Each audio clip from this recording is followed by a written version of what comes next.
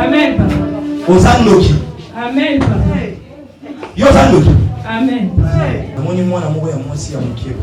Koko la ngata kuna. Yo bomaye. Mabonga ba mwana kuzi. Obika. Amen. Moni akangi 5. On décide akangi là. 5. 1 2 3 4 5. Abimi déjà 3 et égal 2. Nalingi nanga mot d'espace. Pona banda ko naviguer. Voilà, amis internautes, bonjour, bonsoir. Très heureux, chers internautes, de vous avoir encore trop.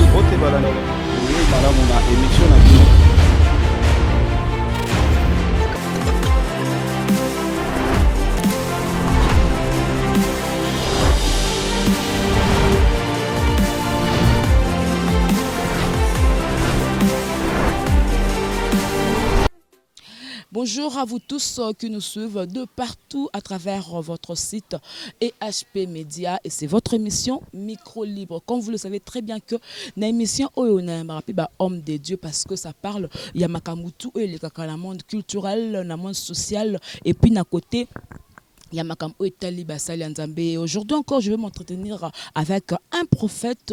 Il s'appelle le prophète Miché Tia Tia. Le prophète Miché Tia Tia. Il dirige l'église La Main Puissante de l'Éternel Oezali sur l'avenue Bukanga numéro 40, la commune Yangaba. Alors, tous ensemble avec Medingwadi à la présentation. Eza Jemima Ibe, le gros bébé de la presse congolaise Ndekonabino Oboye, Bibolandaki de partout. Merci à notre patron Maman GH, à mon boss Edo Amani. Merci à notre cordon Ekibumba et aussi merci à mon Oyo. Moi, Nzambe Oyo a Sungarape Biso de près ou de loin, JB Kumaluta en direct de Dallas. Nazana prophète Miché Tia Tia. Bonjour prophète. Bonjour maman. Bonissant. Ngolo Nzambe. Ngolo Nzambe. Prophète Miché Tia Tia. Batumsusu bako loba Tia Tia wane ngaola kisanet ni. Pourtant on mususu na ba prière na zote ko assister sur loba Tia. Batumsusu mo londiza ba code moro boye expliquer no balanza. Ok, Tia isa vraiment code te. Tia isa pe kombo mutu te. Mais Tia ilingo lo baka moto. Omoni batu musu ba lo baka fire na anglais, le feu na français, moto na lingala, ndenge moko pe Tia isa na munoko mboka moko Kikongo. Nde ba lo baka Tia. Tonto lobi Tia isa teke to tangi kombo démon. Déjà juste to lobi loba moto. Au lieu biso to loba na mutu ke loba moto nde to loba Tia.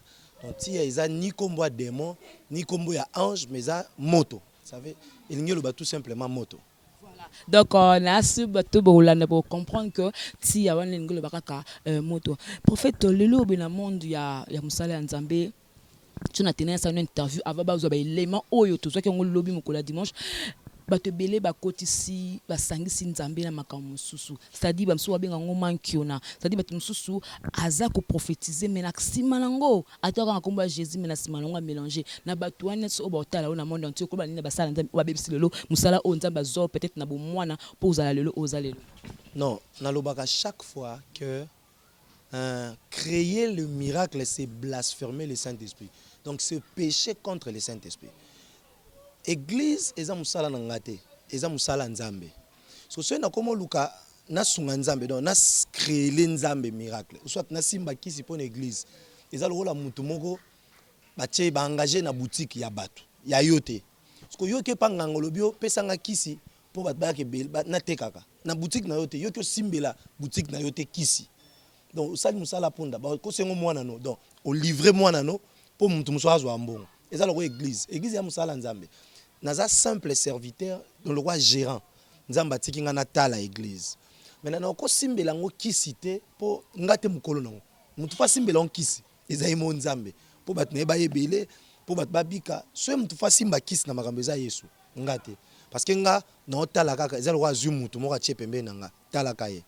Sunga kaye. Nga na sunga ka mtsala Nzambe. Et je ne peux pas mélanger Nzambe na makamususu. Moutounio soit simba qui ça lâche. Tu vois, na âge nanga na zano trop jeune, mais il y a des choses que Dieu est en train de faire avec moi. So ce na simbi qui na ebinon lobité. À part lobby, à part makambo vie boye. Hormis tout ce que tozo sala na musala Nzambe, biso pe tozana besoin comme tout kota lola. Na ba jeune to kenda ba mangengenge na tango ba jeune garçon mususu baza ba boîte na ba loyenge yo sala ngote mais pour na suka okende en faire. eza normal te. Donc mutu surtout a créé un miracle toi kosa ka prophétie na kombo nzambe azo sumuka contre le Saint-Esprit. Alors kendeli felo. Skotangolo babongo batonsuba na sko nzambe pe na zwaka prophète na vie nini po msoko da nzambe azwaka ngala na loyenge nzambe azwaka ngala nango beta bale nzambe azwaka place boy yo pe na tango bandi musala o ekutaka na vie nini ozalaka nango. Non nga nzambe azwanga te nazalaki mutu mo boy ya loyenge kulu na 1.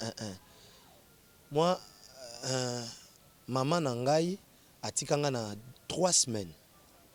Maman mususu nde mutabokolinga. Tant maman a beaucoup linga abandon qui est plus église d'abandon me manga église maman a beaucoup linga seriwana azaka na 17 ans tant maman nanga tikinga na 3 semaines ya zwinga OK nanga classe oya sko esika ya otika nga ezaka kité parce que pas na bango bando boya loko zwi mwana tambola ni partout maintenant a comme zwanga ki nanga classe ba jour mususu ba pekisi pe na classe a comme ce quoi tikinga na église ya ki na atikinga na église ya ki classe so ya zwinga. Bon, na koli na église ti lelo. Déjà na âge il y a 13 ans, je prophétisais, je parlais des choses, tout ça. Déjà 13 ans, Dieu m'utilisait na ma prophétie, tout ça. Ba trou banda ko utiliser ngoma ba memi na wenze moko, ba Mathieu likola meso tei, ba pesa bofant bango bazui.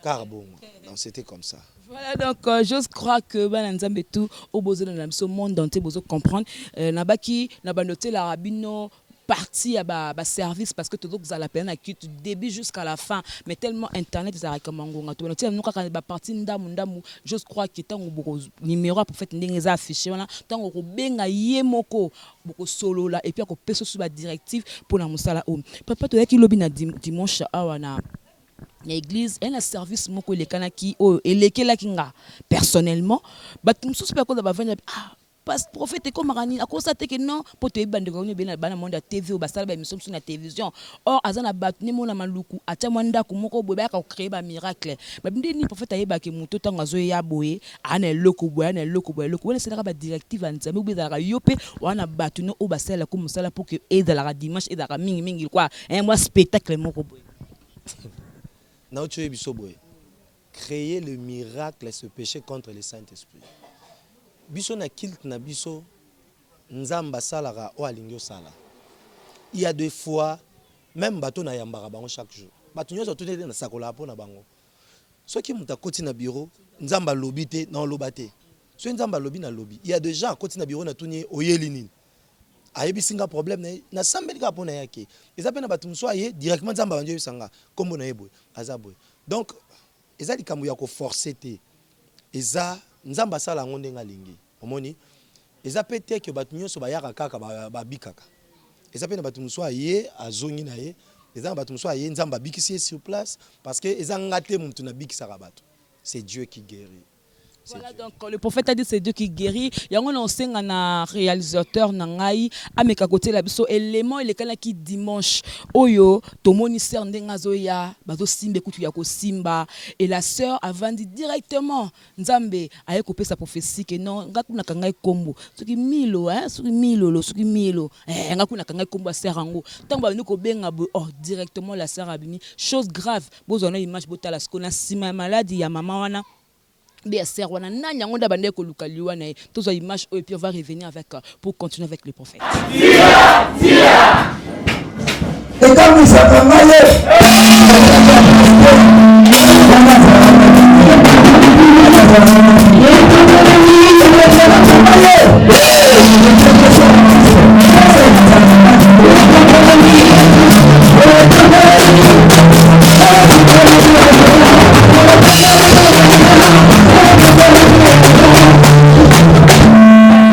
nous allons accompagner. Nous sommes la cancer. La matrice. La liboum.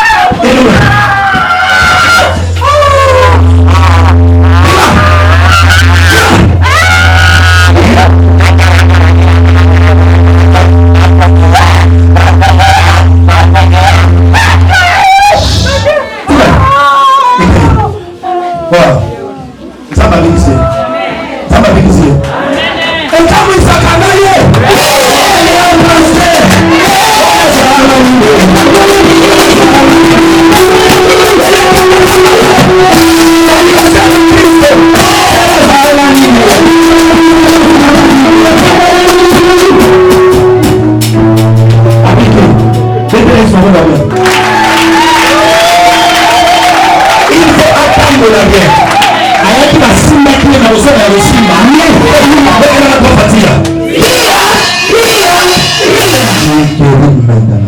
Au nom de Jésus. Amen.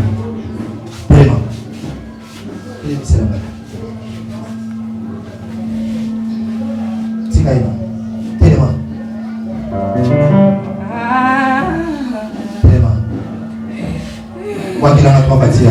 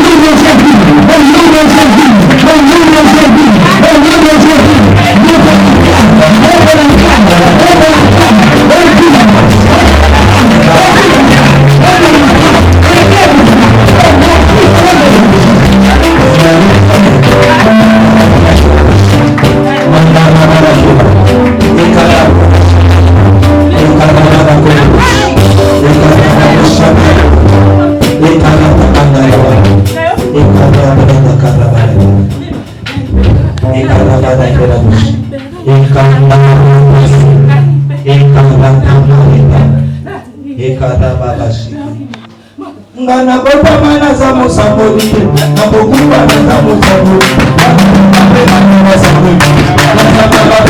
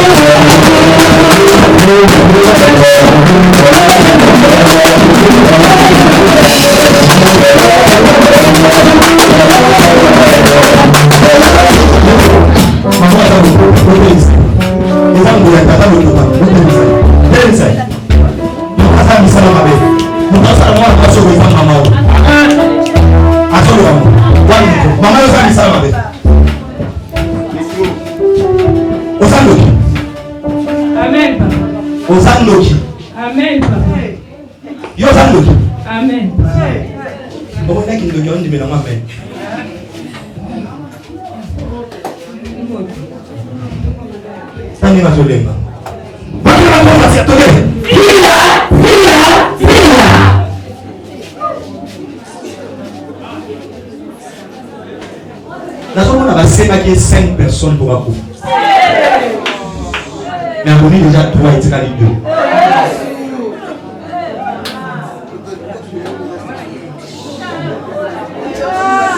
Ache malade wa uchana kwa mwana.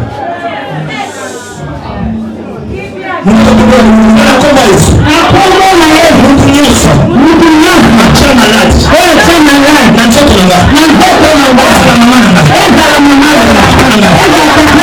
Ake nzambe.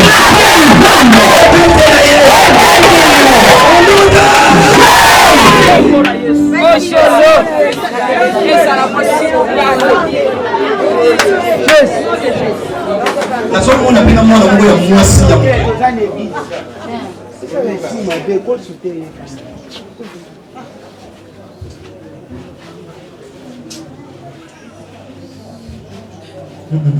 Tala abaye amunyi lokora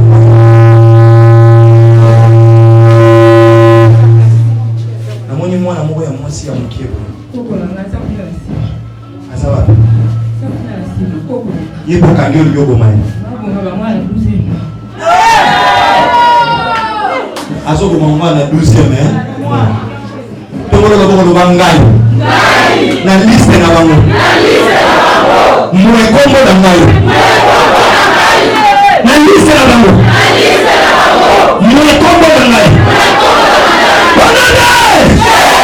na bango ni kombo na liste na bango pachaka mo na watana ya yosa Comment est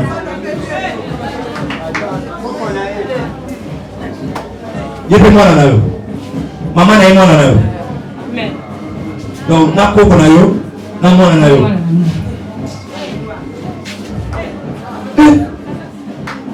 moi na yo asali ba fièvre ça fait 5 jours aux autres bébés bon moi papa bon de l'autre ça va tomber qui ça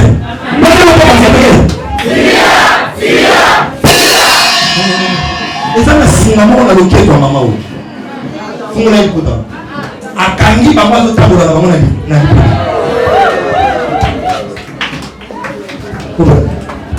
tala yango wapi shilet yango tata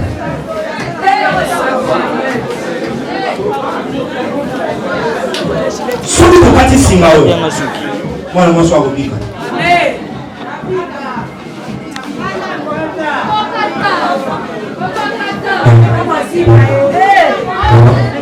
quatre, 5. Moni akangi 5. On décide akangi là. 5. 1, 2, 3, 4, 5. Après déjà 3 est égal à 2. Et ce qui est là, nani?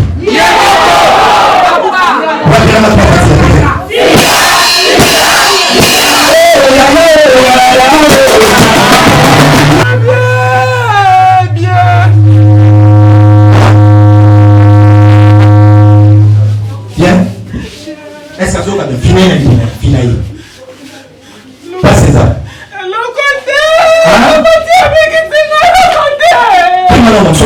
Sautez.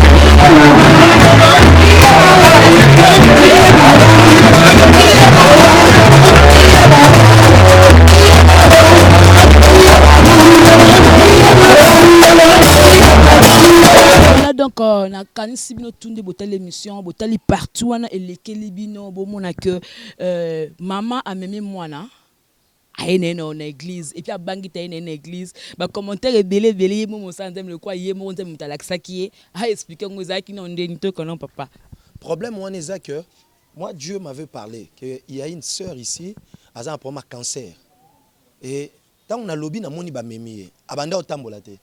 Douleur tellement na libumu abanda otambola te. Cancer fait ya matrice, je crois bien. Tant ba ye na yebise telema kokyo telema te. Nzamba pesinga na kombo na ye. Mais na ye komona que na famille na bango eza na mutu o azoluka boma bango baza 5 abomi déjà 3 oya kangaki etikali 2 na 2 wana pesi bango ba malade projet na ezalaki ke année si la te aboma bango tant tozo sambela ba yena maman na yena petite sœur na ye. Lorsque je priais pour lui rien na yebise telema ayo telema te ça ba et tant to bandi sambela na moni maman na ye ba yaki na koyi or que maman na ye moko ndaza ndoki mutache malade na si bomoni na image ndenge maman na ye akwei moto etumbie to kati singa moko ezaki na loketo maman na ye akangi 5 mazika 1 2 3 4 5 abomi déjà 3 etikali 2 donc 5 personnes abomi déjà 3 etikali 2 na de wana alingaki aboma mwana mwasi wana lelo lundi mais nzamba abikise bino mo bomoni atamboli atelemi wana yango nde babengaka miracle ezelo ko bokana kite oboyokana kite obozela kite esalami o nanga moko na yeba ete esalama nde nini. On comprend na idée nanga na koma kuna makanisike bazongisa ye to kosambela pona ye après mais or na décision lo les aki jour na ya miracle ezaki yango wana makambo esalama ezala bongo ezana mama moko ayaki azaki na sida akutinga na omelaji na zuiji ona banda omela na pesi ye na ebisi emela kende abi oh papa na yaki osambela pona nga na ebisi ebo le sang de Jésus parle mieux que le sang d'Abel. Tant Amélie a qui sali examen aya zongelinga na bureau le même jour makele libanda nini o abiki na sida nga moko na boyi na bieza ba aventure abiki te na bimisi mbongo na nga na poche na pesi na bi kende sala examen ilanga résultat tango yena résultat sida elongwe. Donc il y a des choses qui se passent nanga moko elekelanga et salami nini mais et salami comment peut-être au talon na Londres na Paris na la même cas oyo il y a problème wana okolo ba na nini wazula mutu nyonso azolanda nga esika nyonso zwami numéro ya prophète wana eza numéro nanga privé même na WhatsApp même appel direct obenganga na kosakola puis na sambeli pona sida eyokaka kombo ya Yesu cancer eyokaka kombo ya Yesu même yo za na mukanda te même yo problème nyonso za nango mwasi akima mobali akima libale yakate Bible lobby devant le nom de Jésus tout genou fléchira. Ce qui problème les autres tungisa yo ezana kombo moko. Kombo Yesu ezali kola ba kombo nyoso. O benginga na numéro wana na kosambela pono ezana batu bazwaka ba miracle ata na téléphone boye. Na na batu belé na Londres na Paris partout. Ba benga ka mosakola ezana mboka le prophète Michel Tia to sakola repite to sambeli. Partout zo benganga partout zali ozola nanga na minute Yesu nanga za capable de faire sa solution na problème no. Ataka ndengo zola nanga boye miracle léger bandi. Malade wana tungisa yo etika na kombo na Yesu nzamba pambola biso. Voilà donc on les a acquis déjà message pour que vous compreniez une toko ta la bom sous aux problème kanda on problème ko bota on problème nyo surtout prophète asi lobby prophète de l'homme super le kanaki lobby nga etika nga par rapport à quoi na moni ba Jules Bosso ya tatami bosso benga ngom sous na ba art ba juana nga ba jeune surtout prophète osana ngonini mais tango bengi ba mama oyo bi nzamba ayibiso ke non lelo da journée ba passa ba basi ba bota ma passa mais au pesi bango ba ju service ya ju ezala rani prophète. OK ju ezana ngwe loko moko te ba ju ana to somba ngo to yina ngo na église ezanini Yesu Bible lo Bible le sang de Jésus parle mieux que le sang d'Abel. Ba théologien ba te abiso que le sang de Jésus a seulement le pouvoir de pardonner le péché. Mais ce que je comprends, que le sang de Jésus n'a pas seulement le pouvoir de pardonner le péché. Makila Yesu limbis et soukaka na limbis amasumute. Le sang de Jésus guérit parce qu'il est écrit c'est par ce maîtriser que nous sommes guéris. Le sang de Jésus donne la victoire. Il est écrit ils l'ont vaincu à cause du sang de l'agneau. Donc awa kutu service ya ju ya makila Yesu il monango to monanga chaque jour. Bato sida bayaka tozana plus de 20 quelques bato sida. On nzamba bikisi na sida. To PCGS à Biki.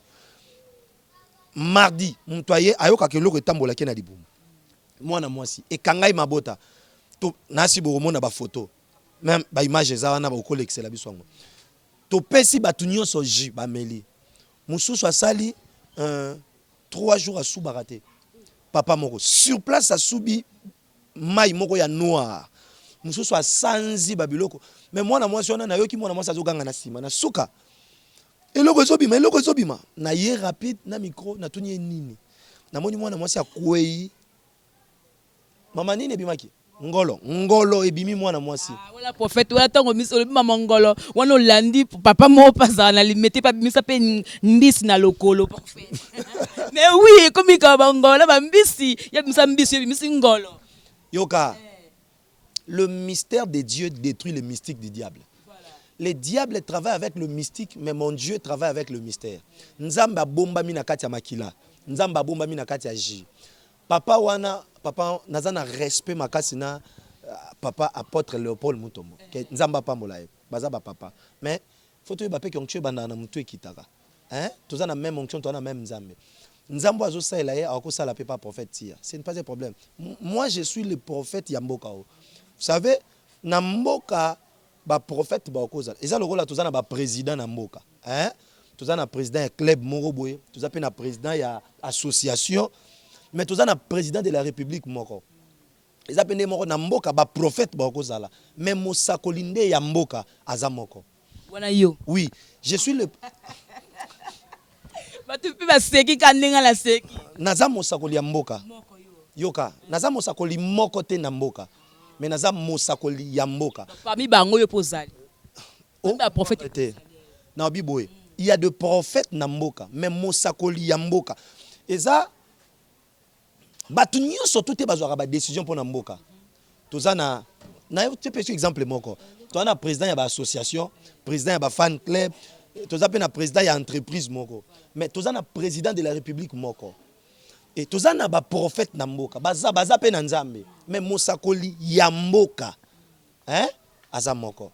Le prophète Michel. Saoul akeko luka banes atuni serviteur na ye to tamboli mingi. Mais est-ce que na mboka o ezana mosakoli moko te ya mboka? Na temps ya Samuel, il y avait aussi des prophètes. Mais mosakoli ya mboka azaki moko, c'était Samuel.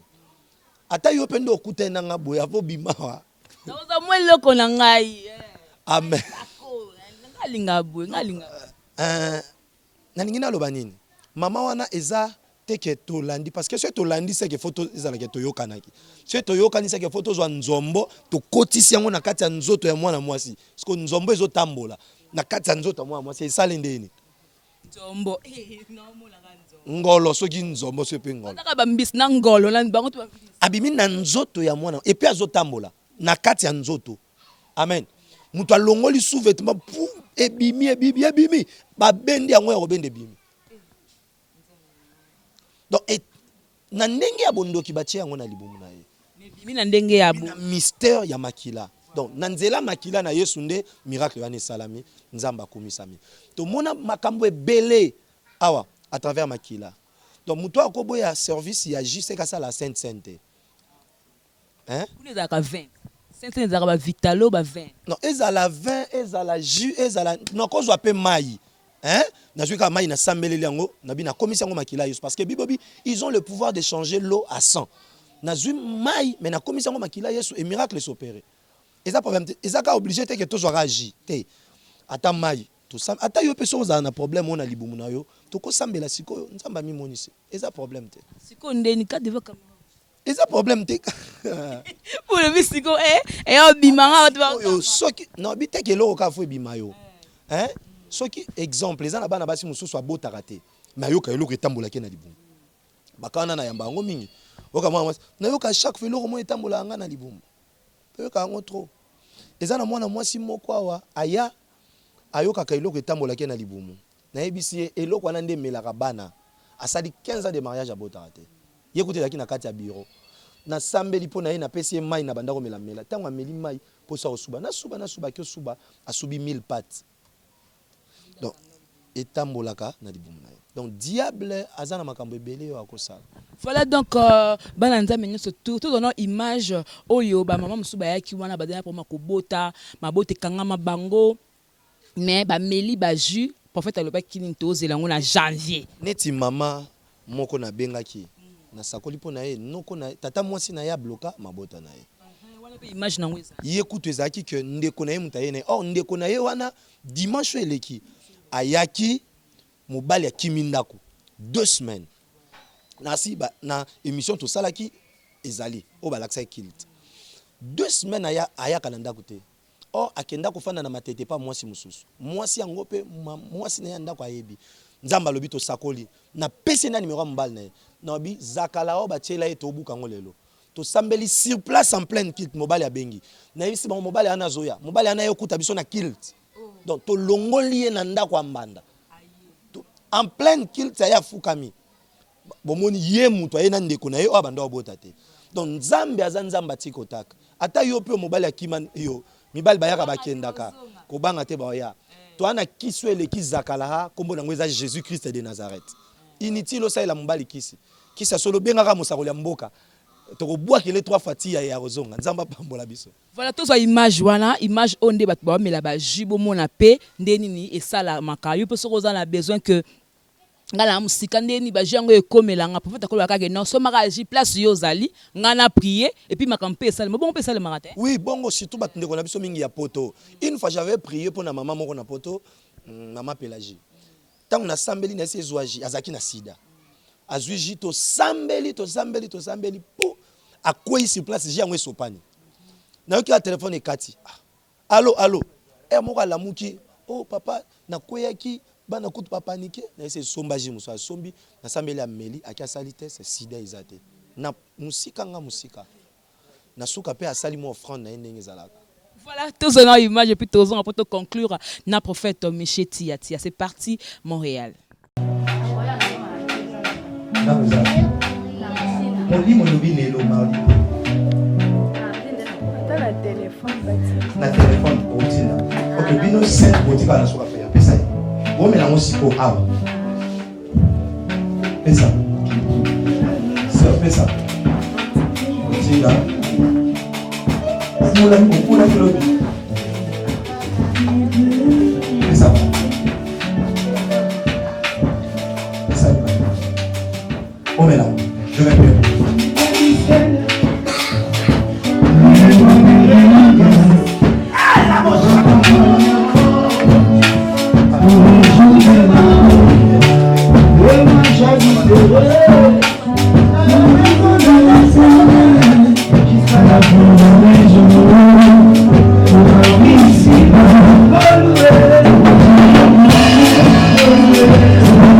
Voilà donc sur JB Kumaluta na Dallas otali émission oyo otali élément wana o comprendre yum to mituna ming papa ba jus ba mai ba huile d'olive na sur aux huiles déjà ba réponse na yo encore une fois posa ebele besoin na biso monde entier papa ils ont question souka bat babanga qui non deni j'ai motuni question wana te motuto ayebi que le 23 déjà 2 jours kaka poto comme Noël ba élection seulement na mboka oyo alors bana nzambe de partout au bazala bandeko la bango na Congo baza ko banga miteme za vraiment na kinya te bazo ba te ekoza la guerre mobulu ekoza na mboka etoke na zana yo musakoli ya mboka olobini po na journée ya dimanche ndenge ni nzamba ko sala.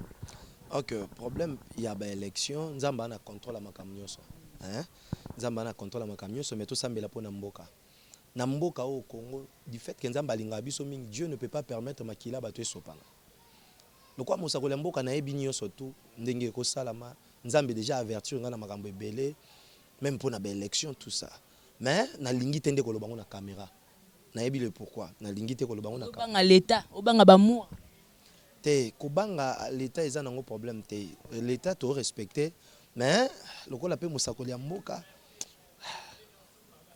bon bino bandeko na biso nyonso bwana poto bozolanda to sambela po na mboka na yebi ke makam nyonso eleka bien nzambe nde aza na décision suka po na mboko nyonso to koloba nzambe na da décision suka po na mboko nzambe yebi posa na biso même posa na yo zolanda nga nzambe yebi et nzambe osala penza posa na biso na mboko fo nzambe sala posa na biso posa ya yo mto zolanda nga nde nzambe osala tika nzambe pambola.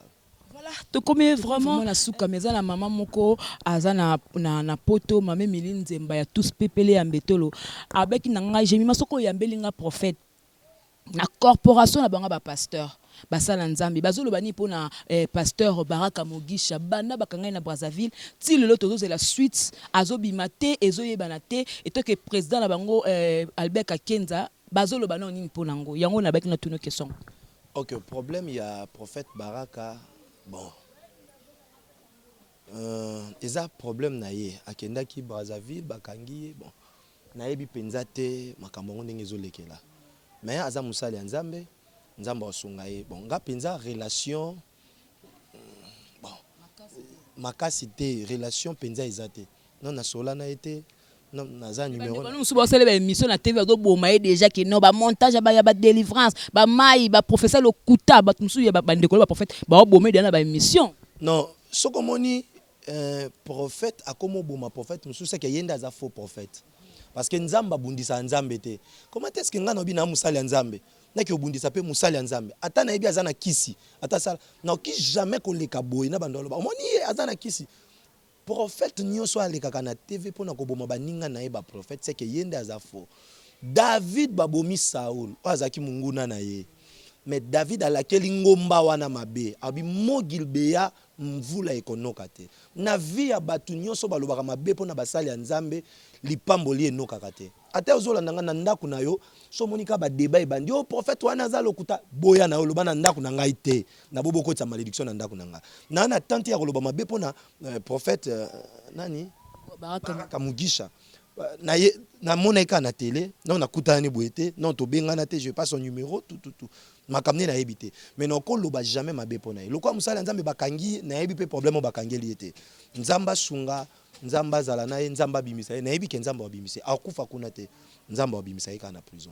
Voilà, comme na souka un dernier mot, un message de la foi, message d'assurance na mona nzambe oazo tala yo peut-être bangba bengende na ndako libala linge kufa déjà ndenga zaona boya zolela déjà mobala be ozo bota te il faut bimana ndako ndenga zala boye bangba ba refouler pe mukande zate ana ba problème bele ba poto wana un message par rapport ya makamwana oyeko fortifier na ndeko oazo tala osko na tikilo micro. OK, message eza penza message ya souka mais un message à souka pour aller. Lelo, tu l'émission pour aller lelo. Naningina yebisa bande konyo so bozolanda biso na tango. Bible lobby, la main de l'Éternel n'est pas trop courte pour toucher, ni son oreille trop dure pour entendre. Nayebi ki mission eza directe, mais nzambe na ngai a osala eloko moko na vie na yo. L'onction est transmissible même ndengo zolanda nga siko. Yo de bandio bengano na libala. Ozo bota te. Nazana mama moko azana 46 ans, Mazana Zemi. Dieu est capable de faire des choses au Moutou, à Kosalate. Yo komi na souka, nzambe na tele na souka, pour confondre maïla banguna. Yo zana malade, ba biso ko mela kisi vina o mobimba. Nazana mutu ayaki na maladie ya cœur. Nzambe na nga bikisi. Azakuta sur place na biso. Boko joye. Souka zalai. Yaka mama. Ayaki na maladie ya cœur, hein? Ndenge moko zola nanga nzamba bikisa ye ndenge moko nzamba za capable de bikisa yo leka boy mama ba témoignage vivant ça veut dire que bo lobby likambu ba preuve à l'appui maman ko poussa na peso micro me dis wa kana ye mama kombo nani kombo nanga mama skula me ba pesa ko mama musakuli ya za mboka ba ko mama musakuli maman tango yo aki na église a odaki na problème nini. Bon, dans l'église, il y a un problème avec cœur. En tout cas, la tambour de l'église est belée, la tambour de l'hôpital est belée. Mais en tout cas, na joie qui l'obi côté. Mais tant on a eu awa et pas musakoliaza na mboka. Pour musakoliaza ka moko na Congo. Tant on a eu pas musakoliaza na mboka. En tout cas, abonde la ka mukolo moko na koma awa. Nandima kutute. Nandima kate mais nandima. Ça va péju. Bon, nata on a vraiment, tant on a eu pas nanga makam nanga ezaki magité. Tant on a eu miracle moko salama vraiment nandima kutute ngamoko na kota. Ayebisinga ki mama. Ondimi ozo orobika ondima ka miracle ngabi nandima na miracle. Ayebisinga somba ka mai na somba mai aya bonde na mai wana. Na ka ndenga bonde la kipo na mai me abi na osimbo kutu na nzoto ta simanga pete ma bonde linga musika ye musika mbala mo pe na biki. Ndeko mo pe ana même cas que yo olobani nini. Ndeko nanga bandeko baza na problème à cœur ba mitungisa te. Kala to yeba ke cœur ebomaka. Mais lokola nzamba tinda biso mosakolika moko na Congo oyo baza mibale te. Mosakolika moko tia Michel Kanyoka. Avenue Bukanga numéro 40. Ndeko nanga ko mitungisa te. Yaka na avenue Bukanga numéro 40 okobika. Na commune ya Ngaba. Merci beaucoup maman, on a qui témoignage à maman pour mon atekete. Oh, todo ko ça va témoignage, to ça la ngobo non. Papa to comme vraiment la souka mutu support à cause aveugle. Moi tanga numéro na ote me ayo kaka. So ko pese numéro OK a ko composer kaka te bo betelanga bo et ça le peut bien. OK, numéro à prophète ezali. On est un numéro na nga penza privé. Oui, yango wana. Wana na pesi yango pona bandeko nyonso bolanda ngai na bandio pesa on émission. bande obalandanga na TV na radio eza mais on a ça yanga privé pour munyo so benga ozwanga moko 085 011 92 55 pour na bande ko bazana libanda mboka plus 243 85 011 92 55 wana soko benginga ozwinga direct ozuti contact na donc ti contact mbala moko makambo esidi omoni maman azaki na problème mutema cœur il faut azwa qui si vit na mobimba mais nzamba biki c'est cancer omoni image montabiki c'est que malade na yo problème na yo nzambe nanga azape na nguya ko bikisango soko benginga lelo zwi miracle lelo nzamba pambola biso la bana na pototi o bakenda moi 2 personnes 3 personnes moi mboteti siko ndenge bazé belé bon na pesi mbote na mwana nanga Edith Poupou la Joker Gisèle Ngiande la Dikiala Christian Mampila na pesi mbongo na Stellar Manzolo nzamba pambola biso nyonso Irène Kambamba nzamba pambola biso na papa kuna mobile na yaza pasteur nzamba pambola biso so bozola ndanga partout baza tellement ebele mama Vital boza tellement ebele nzamba pambola biso na Kishasa na pesi mbote na apôtre Gédéon Kaimbe AGK mon frère Felingoudia mon frère nzamba pambola yo nzamba pambola prophète mal à l'aise prophète mal à l'aise o lukae oni ceux na pesa mbote tout le golo mabe prophète mal à l'aise nzamba pambola yo nzamba pambola le général Freddy Kasongo patron Modibo évangéliste Timothée Kweto bishop Patrick Mulombi bana la main puissant de l'Éternel Mobimba nzamba pambola pasteur Nathalie Makwiza prophète Dido Wanzambi Makolongulu 3 fois tiapé nzamba pambola biso.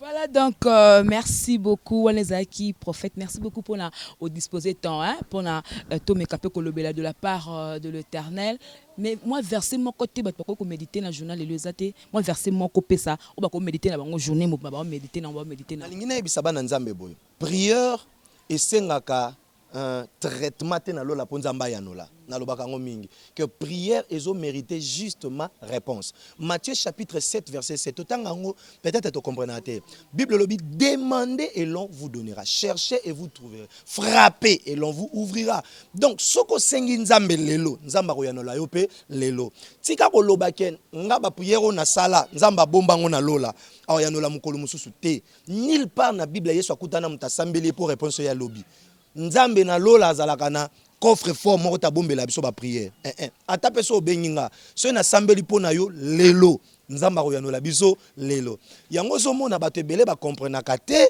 au mona soko sambeli pona mutabiki alobi kisi te il y a des gens qui prient pona batu babika mais ana batu mususu awasambela pona muntu po nzamba bikisa ye mais ana batu mususu azosambela te pona batu po nzamba bikisa ye mais azobikisa nde muntu na kombo ya Yesu. Donc moi je ne prie pas pour nzamba bikisa mais ngana bikisa ka batu na kombo ya Yesu c'est différent nzambe na yo akozala na mulai ya connaissance na yo soko ebi nzambe mukusa nzambe no pa oza mukusa soko ebi nzamba mulai nzambe no pa za mulai nzamba pambola biso. Voilà on les a qui dernier mot ya mukola lelo par rapport ya émission na biso micro libre on appelle si merci mingi na batu obozaki vraiment branché scotché na EHP Media wana na moni encore une fois JB Kumaluta na Dallas na moni Hakim Pemba na Belgique na moni Davant Touloulou na Bruxelles bozaka tellement belé MSK na Suisse boza vraiment belé merci beaucoup Amine Chaboniembe depuis Suisse. Merci beaucoup à Medine Guadio qui est derrière caméra. Merci à mon cordon Ekibouma, à notre patronne maman GH, maman de cœur, maman de tous les enfants. Merci beaucoup à notre papa Edo Amani. C'était Jemima Ibele, un gros bébé de la presse congolaise, de la giga de la presse congolaise. D'abord, tout toujours Moussala. Tozana pasteur. Bana ko zoa soko moni po bengi numéro un moko bem so na prière eza fermé ko benganga message pe et comme la kai pas prophète on se retrouve prochainement meilleurs vœux na bino surtout joyeux Noël le 23 prophète alobi makamute ko leka malamu nzamba linga Congo on se retrouve prochainement bye bye nalingi nanga mot de passe pona banda ko naviguer. Voilà amis internautes bonjour bonsoir. Très heureux, chers internautes, de vous avoir encore trop.